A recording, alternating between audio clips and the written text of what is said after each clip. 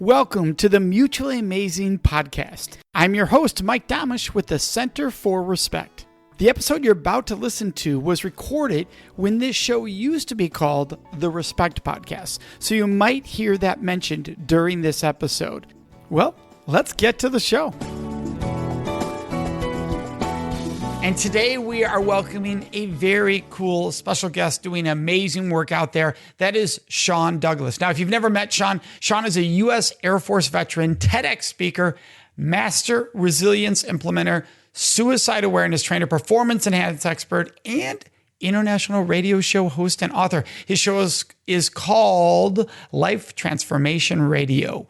And we're going to get right into this. Sean, we wanted to have you on because, as you know, this is the Respect Podcast, and a lot of your work relates to that. Particularly, we want to talk about suicide and resilience today. To get started, particularly with that discussion, I think it's really important people hear your story from you instead of me. So you could give people a little background. That'd be wonderful. Yeah, absolutely, man. My background comes from growing up in Detroit, and Detroit I don't think ever has really been that nice of a place. But my mom and dad divorced when my dad went into the Air Force when I was in first grade. And from second grade on to seventh grade, I grew up in an alcohol-dominated domestic violence household.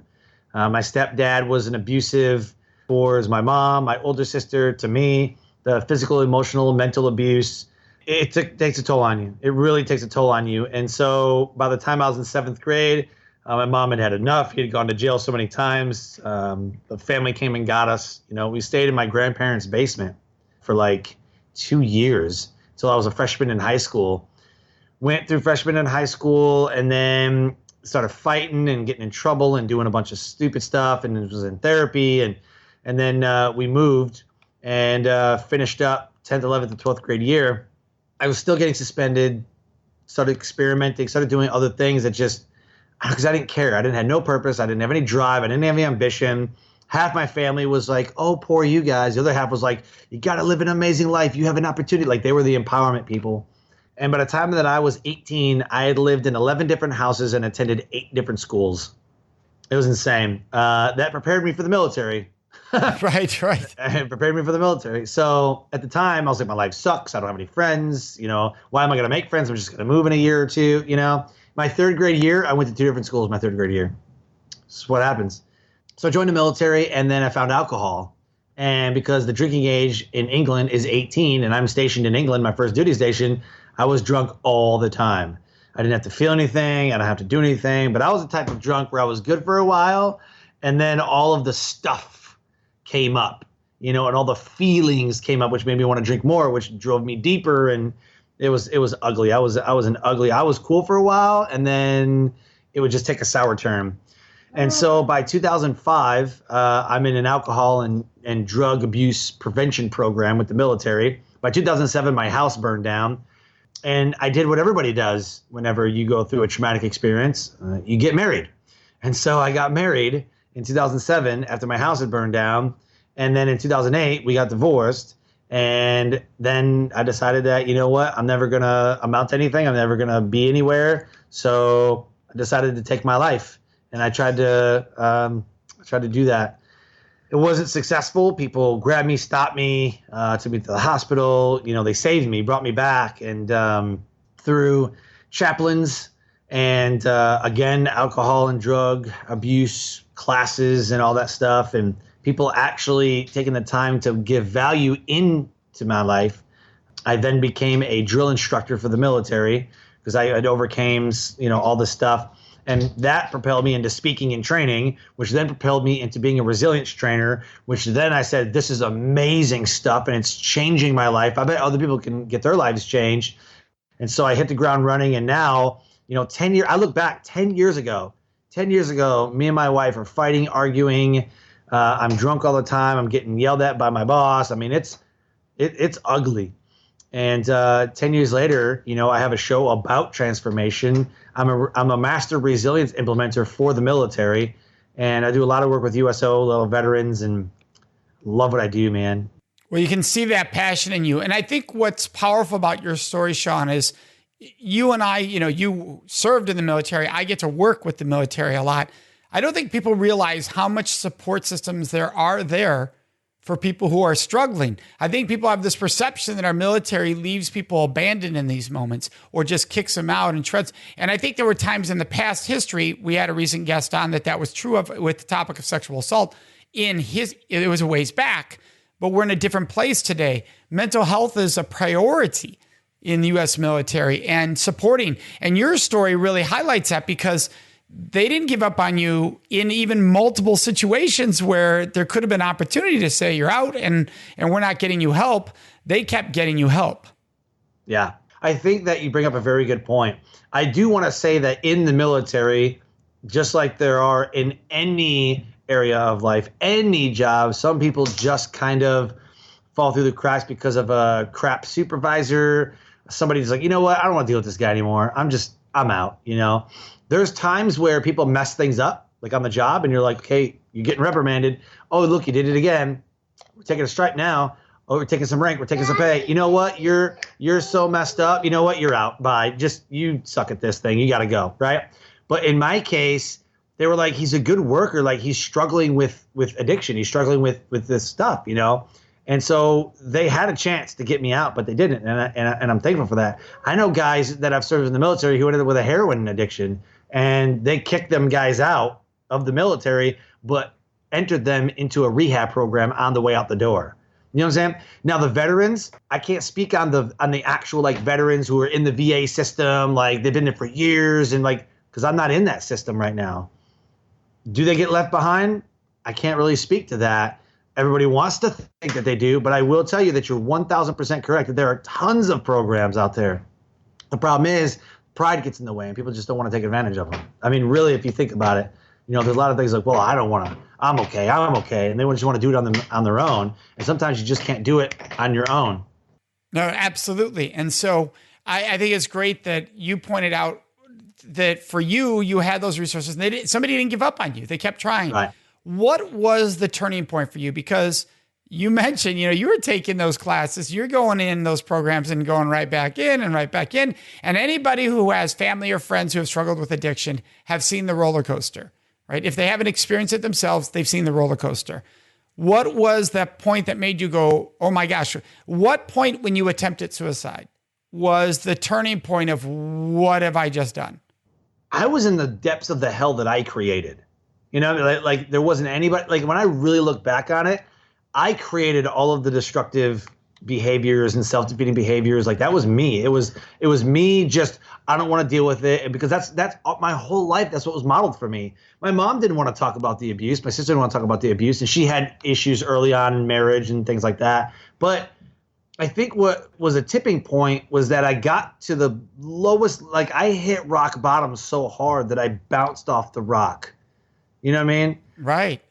And so in that moment, and as a suicide awareness trainer, we preach all the time, like there's a suicide hotline, there's this. And I teach awareness where if this person is exhibiting this, ask them about it, care about them, and escort them somewhere. Escort them to a chaplain, to the hospital, to whatever. Like, don't leave them alone.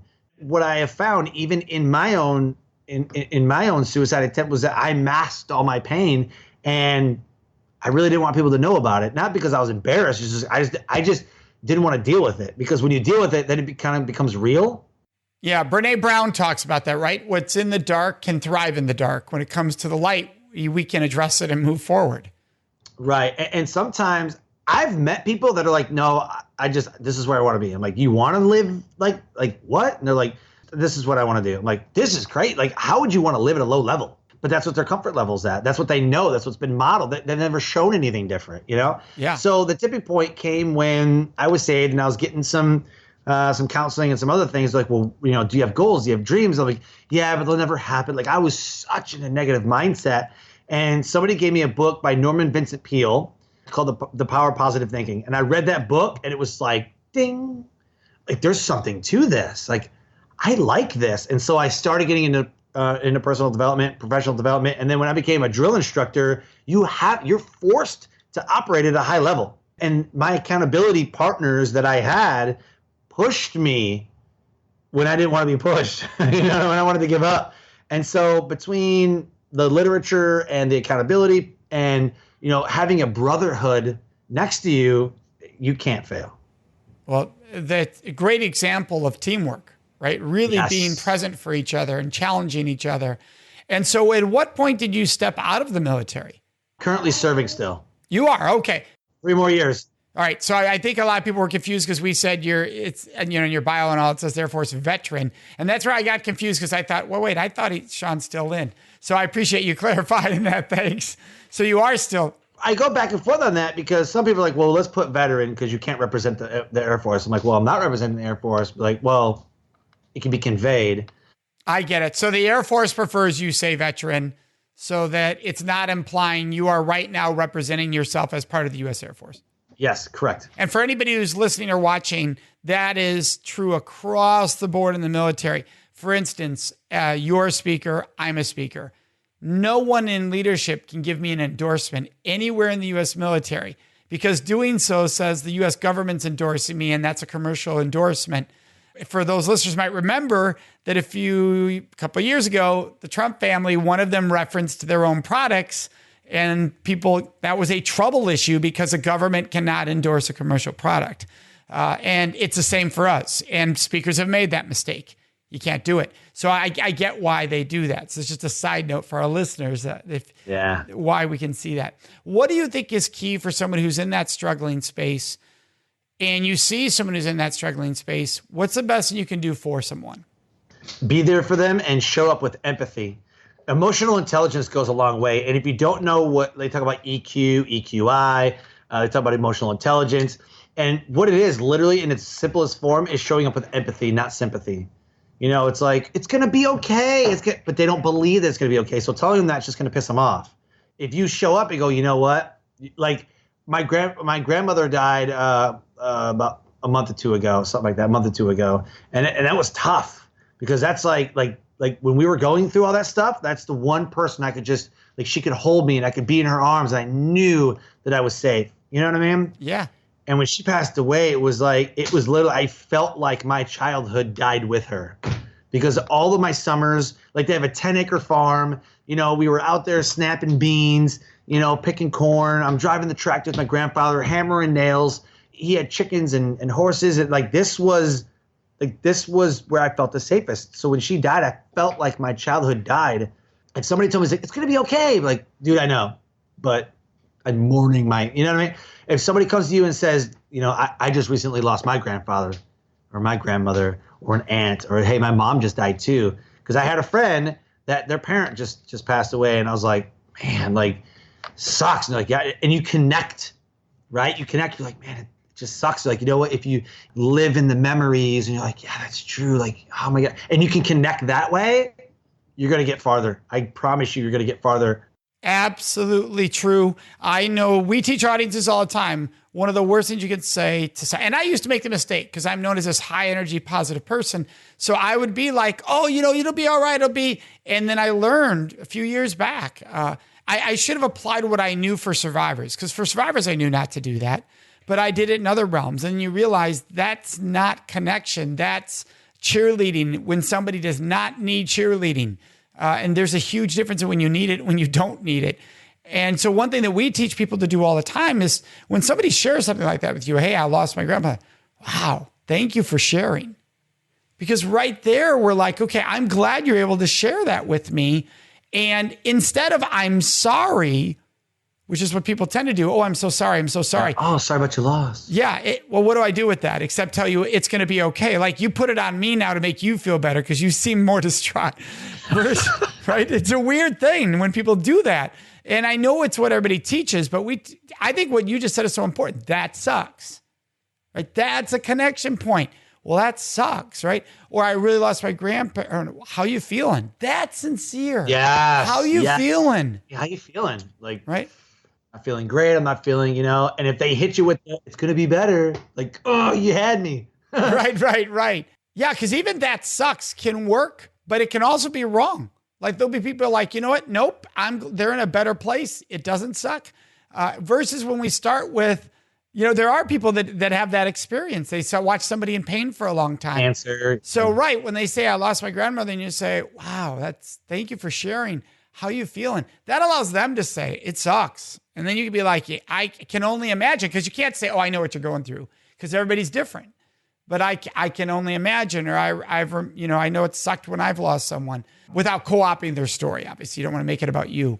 Yeah, I think this is all important. What about when you are the person? You said, hey, people are trying to help me, and for you is being given that book.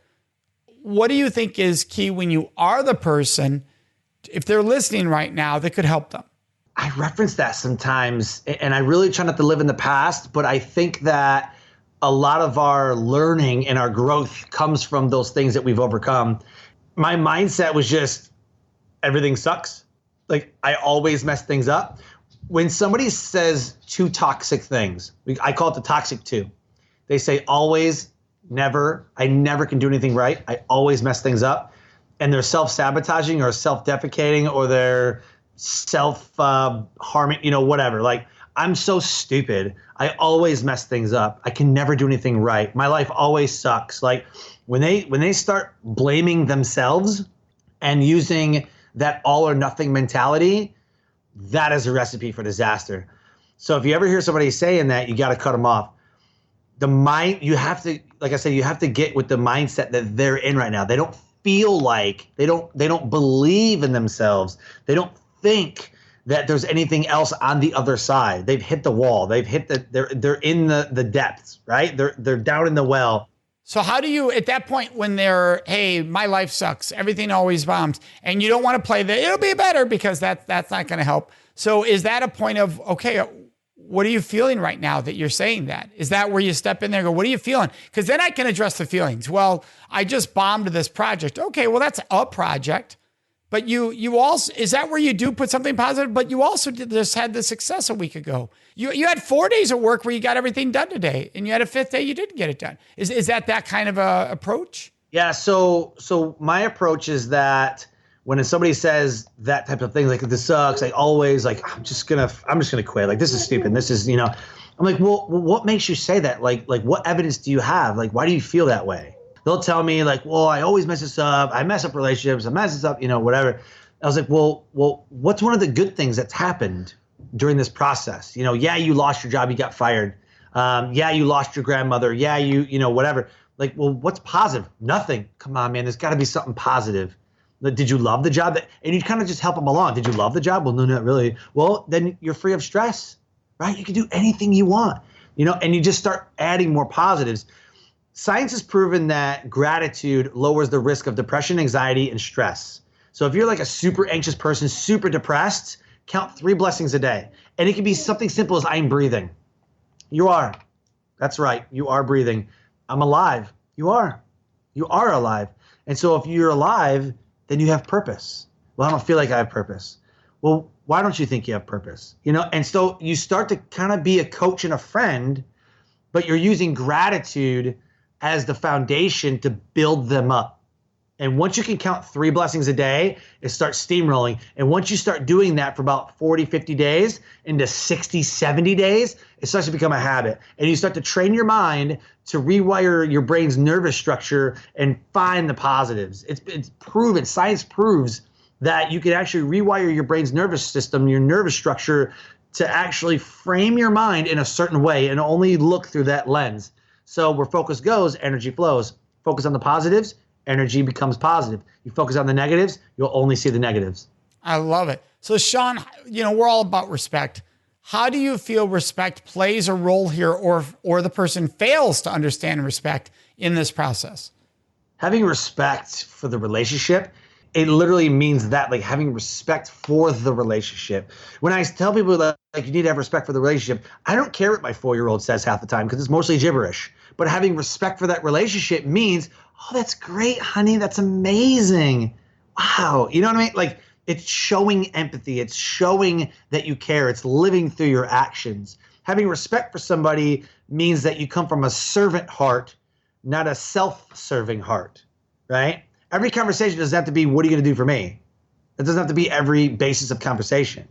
But having respect for the relationship shows that you care, you have your empathy, and moreover, that you actually show through your actions these things that we're talking about. Well, and I think what you say there is so important because respect the relationship also goes to yourself. Yeah, self-love is huge. Yeah, do you have empathy for yourself? Because a lot of what we're discussing is a failure to have empathy for myself. Pity is not empathy. Right. So there can be a lot of self-pity, but not empathy. It's why I tell people, please don't say to people, I'm so sorry, because it comes off as pity. Empathy is, thank you for sharing. How are you feeling? Then they say, that sucks. Oh, yeah, that does suck. That's empathy. Pity is, oh, I'm so sorry. Or this kind of thing. That must suck. Your life sucks, right? That kind of a thing. That's pity. And we do it to ourselves a lot of times, especially when someone's in a dark place. They give a great deal of self-pity, but not self-empathy.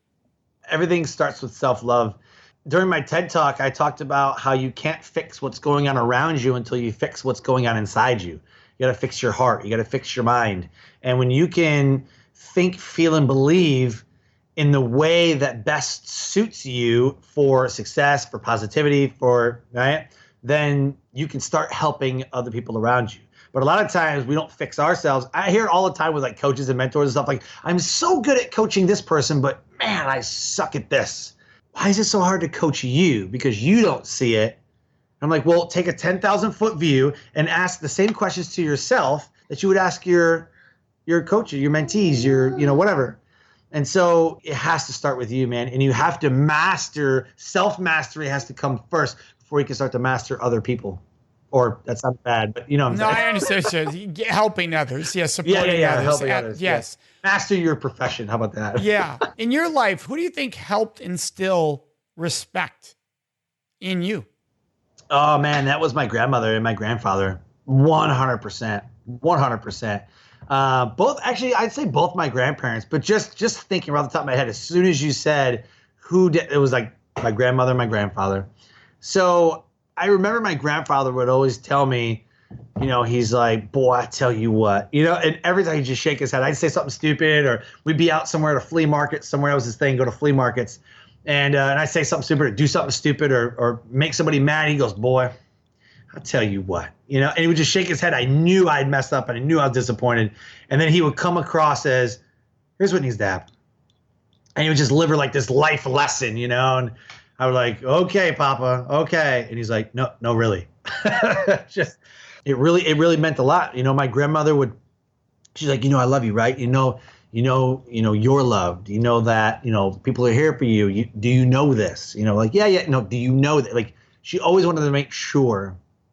So between both sets of grandparents, they had their way of, and I think that's kind of a prerequisite for grandparents. They're not yelling, screaming, carrying out like your parents. They're the calm, like rationale ones, like up on mountain high, like with this life lesson, that's going to change your life. Yeah, that is great stories. I love hearing that. And you're right. A lot of people, it can be a grandparent, especially like you. You're very open about, I didn't have a great childhood.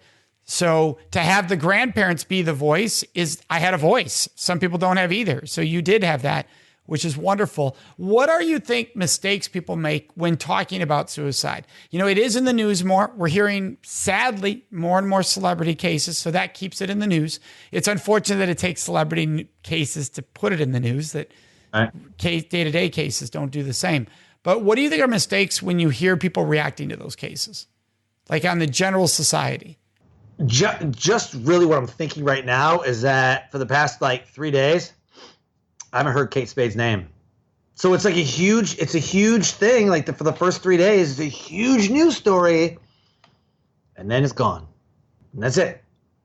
So it's cool for a little bit, right? And I'm like, come on. Like, how do we keep it at top of mind? Right. How do we frame this in a way that really sets the standard to where we need to be looking out for this stuff, And I don't really have the answer to that. The only thing I can say is it has to be personal. Somehow it has to be personal. Like Out of Darkness walks, USO, Red Cross, veterans, like across the board, veterans and civilians, there has to be some kind of monthly awareness, or there has to be something going on. More public service announcements on TV. Service announcements, something. Yeah, instead of having a commercial for freaking Doritos, why don't we have a commercial for suicide? You see pay me 99 cents a month to foster this child in like Uganda or something. Like, you know, like you see all that stuff and you see like this pet was left outside, you know, like you see that's, why don't we have, you know, why are we not highlighting, you know, human abuse? You know what I mean? Why don't we have a 30-second commercial about human trafficking?